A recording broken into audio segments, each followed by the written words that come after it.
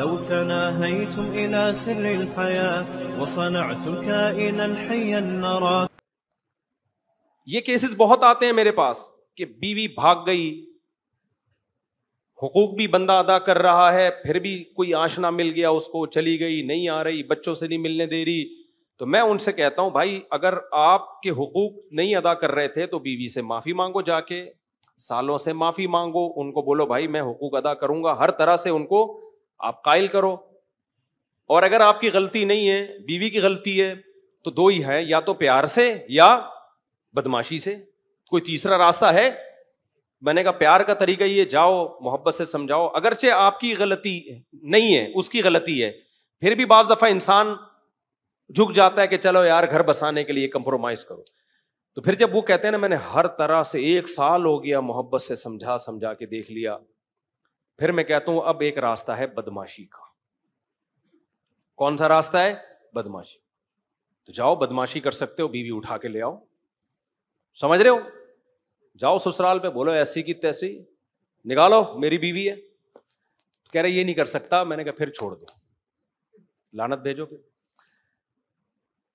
بدماشی کے لیے پاور بھی تو ہونا، ایسا نہ ہو بدماشی کے لیے گئے اور 4 سالے لمبے لمبے نکل کے آئے، انہوں نے تمہارے ہاتھ پاؤں توڑ کے شاپر میں ڈال کے بھیج دی کہ جا گھٹنا جڑوا جا کے اب تو اپنا. تو میں نے کہا بدماشی کی طاقت ہے. اچھا مجھے آواز سے بھی پتا چل جاتا ہے کہ اس میں بدماشی کی طاقت ہے یا نہیں ہے. بندہ بات کر رہا ہوتا ہے نا، مجھے اندازہ ہو جاتا ہے کہ اس آواز بھی بدماشوں والی ہونی چاہیے. ایسا نہ ہو کہ آپ چیخے تو کھانسی آ گئی آپ کو، سسرال جا کے چیخ رہا نکال پھر کھانس رہا ہے، اس سے پھر وہ فائدہ نہیں ہوتا اور ہو جاتے ہیں. اور پھر جب بدماشی کی ہے نا اس پہ قائم رہو. پھر یہ نہیں ہوتا. میں نے ایک ہمارے پٹھان دوست کا واقعہ سنایا تھا نا، بلا وجہ اس کی بیوی کو ان کی اماں ساس گھر میں بٹھا لیتی تھی. پرانا واقعہ، ہمارے پٹھان بھی ہیں ماشاء اللہ، لمبے تڑنگے بہت. بلا وجہ میرے پاس بھی کیس آتا. ایک دن وہ گئے جا کے گھر میں گھسے، بولا ساس سے بولا دے میری بیوی کو، کیوں آگے بیٹھی ہوئی ہے یہاں پہ، حقوق ادا کر رہے تھے وہ. ایسے ہی جا کے بدماشی کی ہے نا، وہ بےچارے کانپنے لگے. انہوں نے بولا لے جا بھائی یہاں ایسا نہ ہو کوئی بندہ نہ کچھ مر جائے یہاں پہ. حالانکہ اس نے کوئی قتل کی دھمکی نہیں دی. تو لے آئے، ماشاء اللہ 4-5 سال ہو گئے، ہنسی خوشی زندگی گزر رہی ہے. تو بعض مسئلے حل کس سے ہوتے ہیں؟ بدماشی سے حل ہوتے ہیں، جو صحیح طریقے سے حقوق نہیں ادا کر رہے. اسی طرح داماد بھی بدماشی سے بعض دفعہ قابو میں آتا ہے. صرف یہ بیوی کا معاملہ نہیں ہے، داماد صحیح طرح حقوق ادا نہیں کر رہا ہوتا، تو وہاں بھی میں کہتا ہوں یار یا تو بدماشی کرو، محبت سے پہلے سمجھاؤ، نہیں آ رہا بدماشی سے نہیں ہو رہا، تو پھر تمہارے پاس ایک ہی راستہ ہے، علیحدگی لو اس سے، سمجھتے ہو؟ یا پھر کمپرومائز کرو، اسی طرح ظلم سہتے رہو بیٹھ کے. تو مشہور ہے کہ گھی اگر سیدھی انگلی سے نہ نکلے تو کیسے نکالنا پڑتا ہے؟ ٹیڑھی انگلی سے نکالنا پڑتا ہے، سمجھتے ہو؟ تو اس کے بڑے بڑے بین الاقوامی سطح پہ بھی یہی اصول ہے، ٹھیک ہے نا. بین الاقوامی ملکوں کی جنگوں میں بھی یہی اصول ہے کہ ہر جگہ محبت نہیں چلتی ہے. ہر جگہ آپ میں اگر طاقت ہے تو پھر آپ کو بدماشی دکھانی پڑتی ہے. تو وہاں بھی میں لوگوں سے یہ کہتا ہوں بھائی گھریلو جھگڑا چل رہا ہے، جو آپ کے اختیار میں ہے وہ کرو. جب نہیں ہو پا رہا نا، اس کا مطلب آپ معاملہ آپ کے اختیار سے باہر ہے. پھر یہ دیکھو، یہ مت دیکھو کون صحیح ہے کون غلط ہے. اس بحث میں پڑھنے کا فائدہ کیا ہے؟ لوگ آ کے مجھے کہہ رہے تھے میری بیوی غلط ہے غلط ہے. میں کہتا ہوں یار غلط ہے صحیح ہے، تو کر کیا سکتا ہے؟ تو کر کیا سکتا ہے تو؟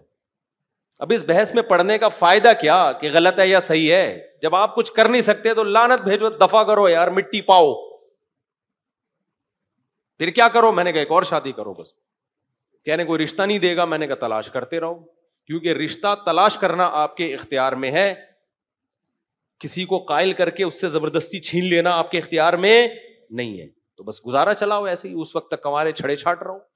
کہہ رہے گناہ کا خطرہ ہے. میں نے کہا بچو گناہ سے، روزے رکھو جو اسلام نے بتایا. کہہ رہے اللہ نہ کرے پھر بھی ہو جائے تو توبہ استغفار کرو. ہونے کے بعد اب اس کو ریورس تو نہیں کیا جا سکتا نا. گناہ ہونے سے پہلے کے اصول یہ کہ بچو، ہونے کے بعد اب ریورس نہیں ہو سکتا. یہ ہمارے اختیار میں نہیں ہے کہ ہم کہیں کہ اب ماضی میں جو ہو چکا اس کو، ماضی کو اللہ کو کہیں.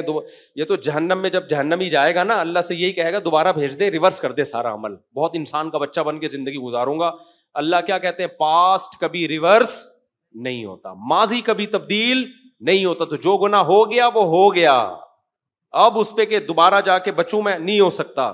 اب آپ کے اختیار میں یہی ہے کہ اللہ کو توبہ کر کے گڑ گڑا کے منانے کی کوشش کرو. زندگی کا اصول کھوپڑی شریف میں آ رہا ہے کہ نہیں آ رہا؟ جو اپنے اختیار میں, مولانا شرف علی تھانوی رحمۃ اللہ علیہ بات بہت زیادہ تاکید سے کہتے تھے, جو چیز آپ کے اختیار میں ہے اسے چھوڑو نہیں, اور جس چیز کے آپ کا اس پر اختیار نہیں ہے اس کے پیچھے مت پڑو. اب رو رہے ہوتے ہیں اپنی بیوی کی خاطر, بڑے اچھے لوگ ہوتے ہیں جو رو رہے ہوتے ہیں, کو یاد آ رہی ہے, میں کہتا ہوں بھائی دیکھو آپ کو اس سے محبت ہے, اس کو نہیں ہے, تو کیا کرو گے؟ نہیں, یا تو بدماشی یا محبت, دونوں ہی نہیں ہے, تو رونے کا حل ہے میرے پاس. کہتے میرا دل جل رہا ہے, رونے کا حل ہے. رونے کا حل یہ ہے کہ اس کو یاد کرنا چھوڑ دو, کہیں اور شادی کر کے دل ادھر لگاؤ, آہستہ آہستہ یہ دل کیا ہو جائے گا, یوں سمجھو مر گئی. مرنے کے بعد بھی تسلی آ جاتی ہے نا کچھ وقت کے بعد. یہ قبر میں جا کے لیٹ جاتا ہے آدمی, مٹی ڈال کے آتے ہیں, بھول بھلیا ہو جاتا ہے کچھ وقت, بڑے سے بڑی محبت ختم ہو جاتی ہے, تو یہ بھی کہ ختم ہو جائے گی, لیکن کمبخت علاج کرنا چاہتے ہی نہیں ہے نا.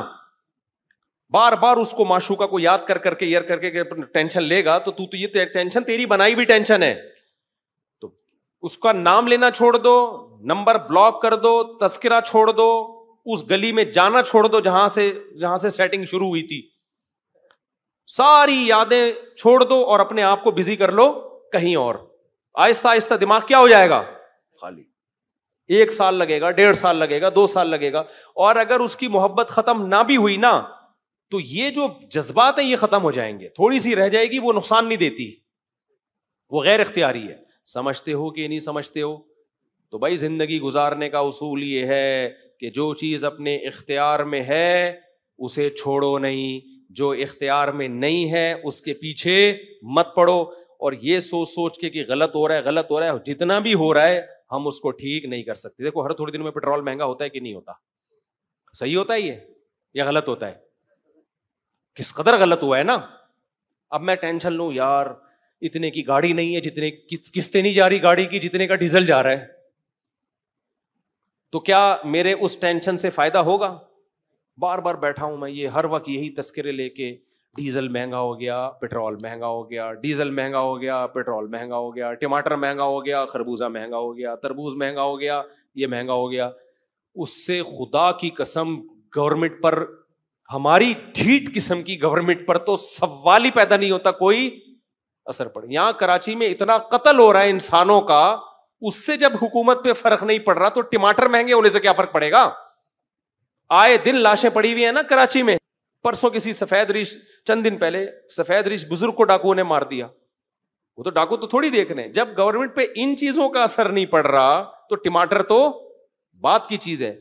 تو اس سے کیا ہوگا, ہم سوچ کے سوائے اپنے آپ کو ٹینشن دینے کے کچھ بھی حاصل بولو نہیں ہوگا. دنیا میں بہت کچھ غلط ہو رہا ہے, ہم اگر اس غلط کے پیچھے ہم نے دیکھنا ہے ہم نے اس غلط کو صحیح کرنے کے لیے کیا کر سکتے ہیں. جو کر سکتے ہیں سوٹیبل طریقہ ہو, جذباتی باتیں نہ ہو. جذباتی باتیں بہت لوگ کر رہے ہوتے ہیں, سوٹیبل جو طریقہ ہے اس کو اختیار کیا جائے, اور جو آپ کے اختیار میں نہیں ہے اس کو چھوڑ دیا, اس پہ تبصرہ بھی نہ کرو. ایک بات خصوصی طور پہ خواتین کے لیے کہوں گا میں اس زمانے کے لحاظ سے, وہ کیا بات ہے, آج کل خواتین کی کمپلینز بہت آتی ہیں کہ مردوں کے چال چلن ٹھیک نہیں ہے. مردوں کے چال چلن, بولو شاید آپ میں سے, آپ کے تو سب کے ٹھیک ہیں لیکن اگر کسی کے نہیں ہوں گے تو اس کو احساس ہوگا نا, مردوں کے چال چلن ٹھیک نہیں. یہ خواتین میں یہ یورپ کی بیماری تھی, انگریزوں کی, لبرل سیکولر لوگوں کی, جو اب اسلامی ملکوں میں بھی وہیں سے یہ گند امپورٹ ہوا ہے. گند وہاں تو بہت تھا تو یہ گند یہاں آ رہا ہے, اور ہمارا سیکولر لبرل طبقہ ان کے گند کو گند ماننے کے لیے تیار ہی نہیں ہے. میں نے ولاگ میں بتایا نا یورپ کی کچھ مغربی ملکوں کی کچھ اچھی چیزیں کچھ بری چیزیں, تو میں نے بری چیزیں بتائی نا تو نیچے لوگوں نے کہا تھا مبالغہ آ رہی ہے, ایسا نہیں ہے, وہاں بہت سکون کی زندگی ہے. سکون کی ہے تو کتوں سے کیوں دل بہلا رہے ہو؟ تو بس کچھ لوگوں کو نا, کچھ لوگوں کے دماغ میں بیٹھ گئے ہیں, کچھ سافٹ ویئر غلط انسٹال ہو گئے ہیں. تو اب ایسی خواتین کو بھی ہم کیا مشورہ دیتے ہیں, بھائی آپ اپنے شوہر کو ٹھیک کرنے کی کوشش کرو, محبت سے ٹھیک ہو جائے, محبت دو اس کو, ادھر ادھر توجہ نہ جائے اس کی. محبت سے ٹھیک نہیں ہوتا. اچھا خواتین کمنٹس میں بہت ہوشیار ہوتی ہیں,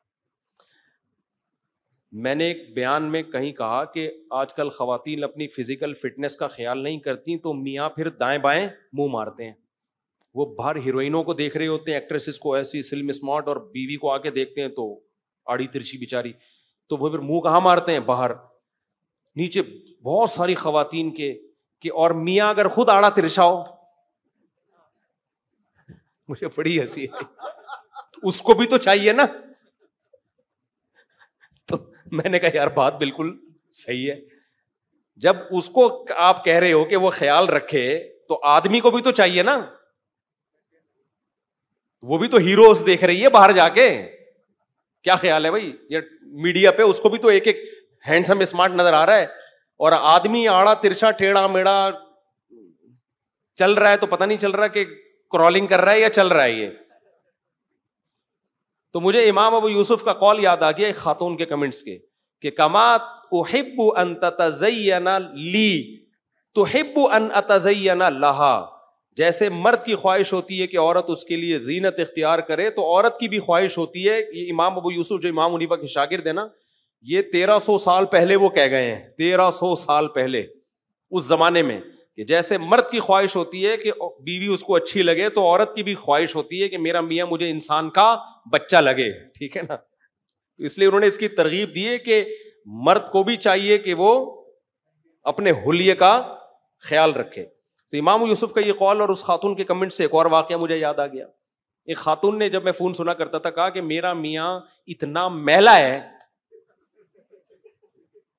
اتنا میلا ہے کہ شادی کو 2-3 سال ہو گئے, میں بیزار ہو گئی ہوں, میں اس سے طلاق چاہتی ہوں. میں نے کہا استغفر اللہ, اتنا نان نفقہ دے رہے ہیں؟ ہاں جی نان نفقہ پورا دے رہا ہے, اور بچے بھی ہیں میرے اس سے, بچوں کے ساتھ بھی بیہیویئر اچھا ہے, میرے ساتھ بھی سلوک اچھا ہے, بات بھی تمیز سے کرتا. میں نے کہا اتنا اچھا آدمی سے آپ کیوں طلاق لے رہی؟ یعنی میلا بہت ہے. اور کیا بولیں یار, ابھی اتنی آگے کیا جائے کہ وہیں پیشاب کر دیتا ہے. یعنی آپ اندازہ لگاؤ, یعنی بیت الخلا بھی سستی میں جانے کی توفیق نہیں ملتی. اب اتنا آپ کہو گے کون میلا ہو سکتا ہے, تو وہ کیا کرتا ہے, بعض دفعہ رات کو نا کمرے میں ہی نیچے اتر کے, بستر پہ نہیں, نیچے اتر کے پیشاب کر دیتا ہے, صبح ہم دھو لیں گے اس کو. تو میں نے تو کہا یار یہ بہت زیادہ ہو گئی ہے بھائی, یہ کیا ہو گئی ہے, یہ بہت زیادہ ہو گئی, بہت زیادہ ہو گئی ہے. لیکن وہ قسمیں اٹھا کے کہہ رہی تھی, وہ جھوٹ کیوں بولے گی میرے سامنے. خیر اب مجھے پتا بھی نہیں اس کا میاں کون ہے, اگر تو جب پتا ہوتا تو پھر تو آدمی بات پہ یقین نہیں کرتا نا. تو اننون نمبر تھا, اننون کوئی خاتون تھی. تو جیسے میرے بھائی مرد چاہتا ہے نا عورت اس کے لیے مزین ہو, تو عورت کی بھی خواہش ہے. تبھی علماء نے اس کی گنجائش دی ہے کہ جب آپ کی نئی نئی شادی ہوئی ہو تو بعض فقہاء نے گنجائش دی ہے کہ بال بھی کالے کر سکتے ہیں, کیونکہ شادیاں جوانی میں آج کل ہو رہی ہیں, بڑھاپے میں ہو رہی ہوتی ہیں. تو اور جوان لڑکی سے شادی ہو رہی ہوتی ہے پیسے کے چکر میں.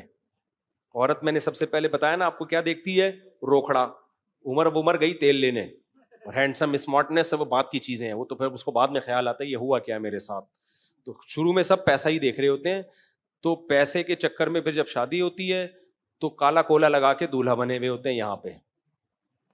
تو میں بھی کچھ نہیں کہتا ان کو کہ چلو جانے دو, ٹھیک ہے, ورنہ 40 سال کے بعد بال کالے کرنا جائز نہیں ہے. لیکن بعض فقہاء نے گنجائش دی ہے کہ نئی نئی کسی کی شادی ہو, میں نہیں کالا کولا لگاتا, پہلے بتا دوں میں, تو گنجائش دی ہے بعض فقہاء نے.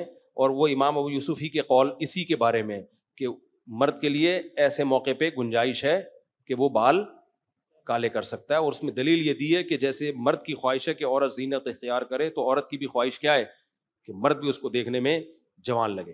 ایسا نہ ہو جب شادی ہوئی تو وہ آئی تو وہ سمجھے کہ یہ ابا آئے ہوئے ہیں ان کے, دولہا بھی تھوڑی دیر کے بعد آئے گا. لیکن یہ عمومی حکم نہیں ہے, سمجھتے ہو, ایسا نہ ہو بال کالے کرنا شروع کر دیں آپ لوگ. ہوا و حرص والا دل بدل دے, میرا غفلت میں ڈوبا دل بدل دے.